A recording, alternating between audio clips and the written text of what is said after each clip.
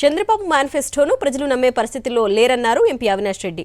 2014 ఎన్నికలలో ఇచ్చిన మేనిఫెస్టోలో ఒక హామీనైనా చంద్రబాబు నెరవేర్చారా అని ప్రశ్నించారు. అవసరానికి ఎన్ని రంగులైనా మార్చే గుణం చంద్రబాబుది అని మండిపడ్డారు. చంద్రబాబుతో పొత్తు బీజేపీకి కూడా ఇష్టం లేనట్లుందని, అందుకే టీడీపీ మేనిఫెస్టోలో మోదీ ఫోటో పెట్టలేదని విమర్శించారు. కడప 44వ డివిజన్ బాలాజీ నగర్ పరిసర ప్రాంతాల్లో ఎన్నికల ప్రచారంలో పాల్గొన్నారు ఎంపీ అవినాష్ రెడ్డి. మేనిఫెస్టో పైనే తెలుగుదేశం పార్టీకి ఒక స్పష్టత లేదు. ఆ మేనిఫెస్టోలో ఉండే హామీలపైన అంతకంటే స్పష్టత లేదు.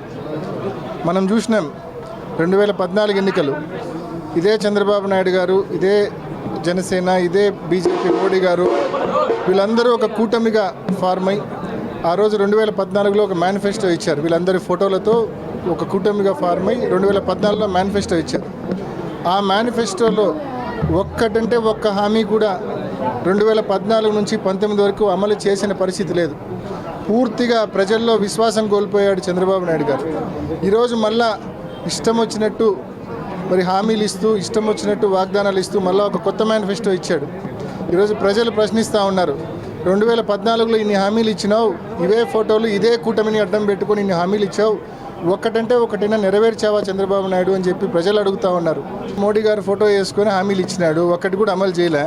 2019 మరి 24లో మోడీ గారే చెప్పినారేమో, నా ఫోటో వేసుకోవద్దురా నాయన, నువ్వు ఎట్లా అందరినీ వాడతావు నీ అవసరం కోసం, ఓట్ల కోసం, అయిపోయినాక మళ్ళీ నువ్వు పని చేయవు, పాడు చేయవు, అనవసరంగా మమ్మల్ని ఎందుకు గబ్బు పట్టిస్తావు, మా క్రెడిబిలిటీ, మాకుండే క్రెడిబిలిటీ కూడా ఎందుకు పోగొడతావు అని బహుశా ఏమన్నా చెప్పినారేమో.